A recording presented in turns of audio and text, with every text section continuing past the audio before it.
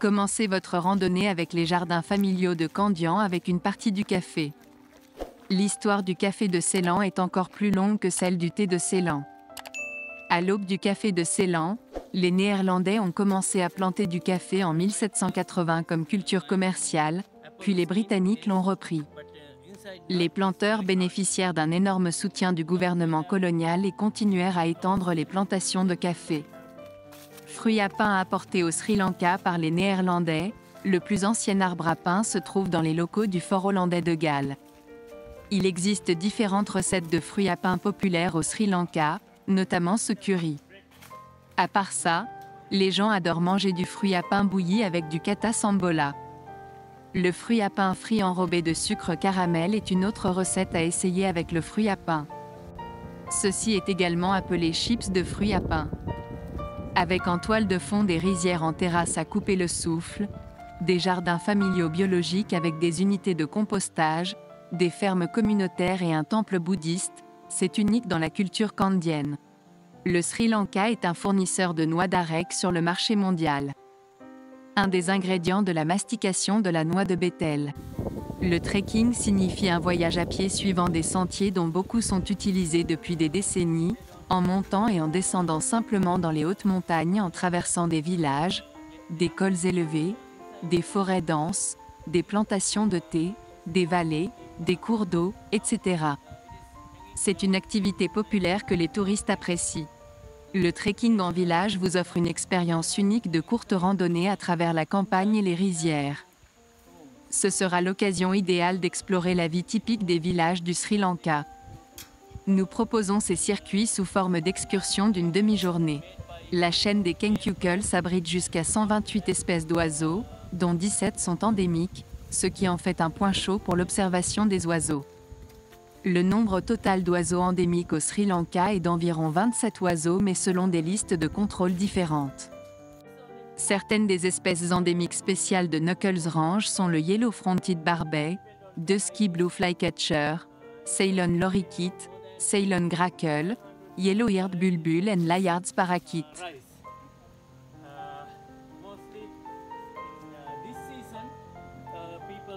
Le riz est l'aliment de base du Sri Lanka et de nombreux autres pays.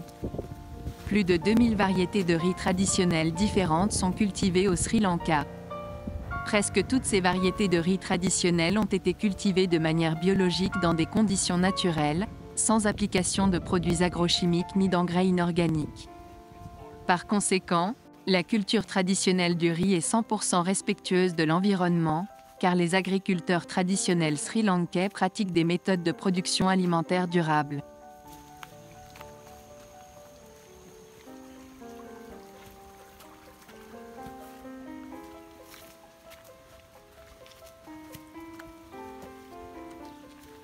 Dans la culture sri-lankaise, la fleur de l'arbre Aralia, joue un rôle particulier. Les jours de grande importance religieuse, les fleurs sont portées au temple par des enfants et des femmes bouddhistes en offrande à Bouddha. Les fleurs sont fréquemment trouvées lors d'occasions festives dans les maisons et les hôtels, souvent dans un bol d'eau.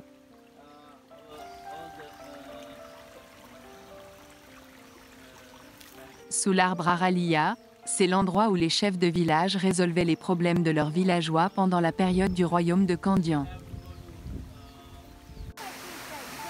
Les chutes peu connues de Perumal Vatunaela se trouvent sur le ruisseau Gelmaloya, à quelques kilomètres au-dessus du réservoir Victoria, bordant la chaîne de montagnes Knuckles. C'est une jolie cascade dans un décor de jungle.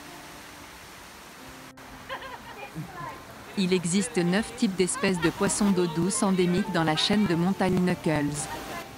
5 de ces espèces endémiques, 3 poissons d'eau douce Philippi Gara philipsi, le Puntius sri-lankensis de Martenstein, un amphibien est lui-même endémique de la chaîne de montagnes Knuckles.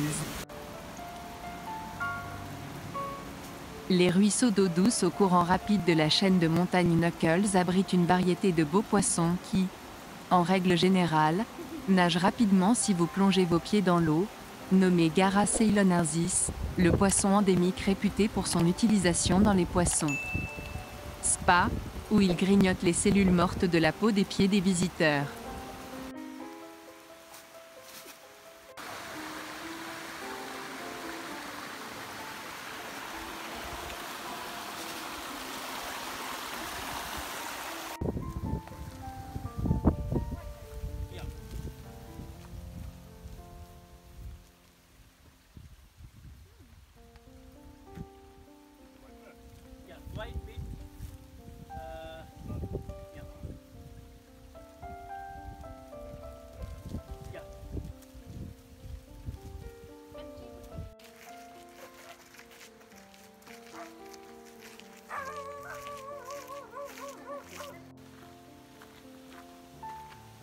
Des forêts riveraines peuvent être observées le long des rives des ruisseaux de la chaîne de montagnes Knuckles.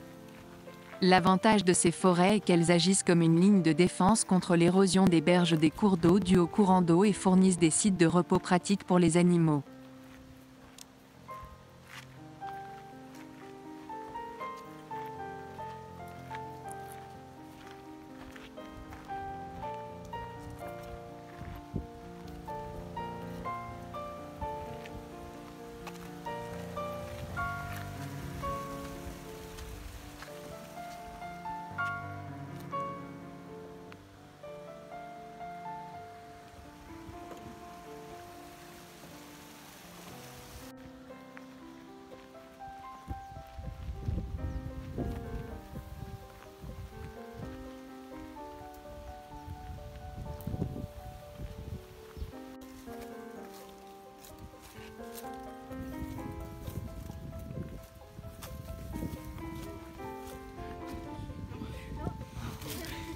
I'm reaching here.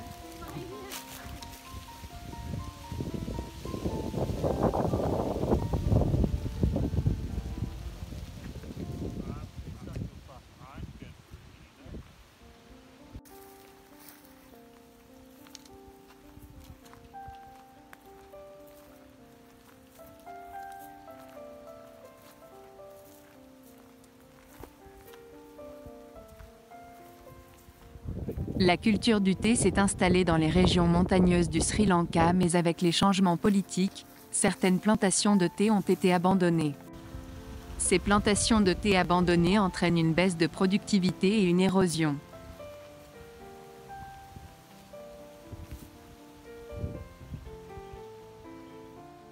Les vues magnifiques sur la chaîne de Knuckles et le réservoir Victoria pouvaient être vues depuis le Gala de Ninkelina ou depuis le point de vue du Cobra jouant du rocher lors de la randonnée qui mène au contrefort de la chaîne de montagnes Knuckles.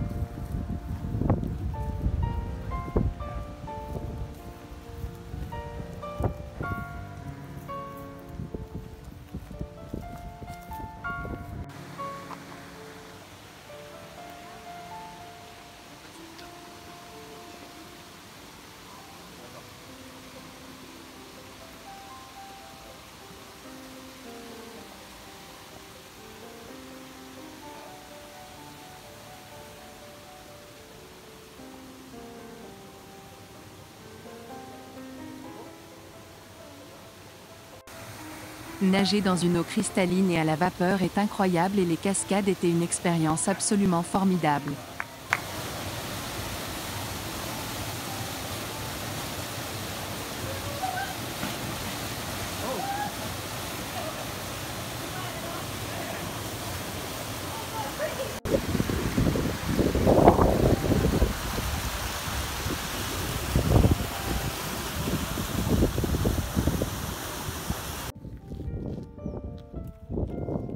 La culture du thé s'est installée dans les régions montagneuses du Sri Lanka avec les meilleures conditions climatiques et une constante toute l'année, influencée par l'altitude du pays montagneux, les meilleurs endroits pour le trekking.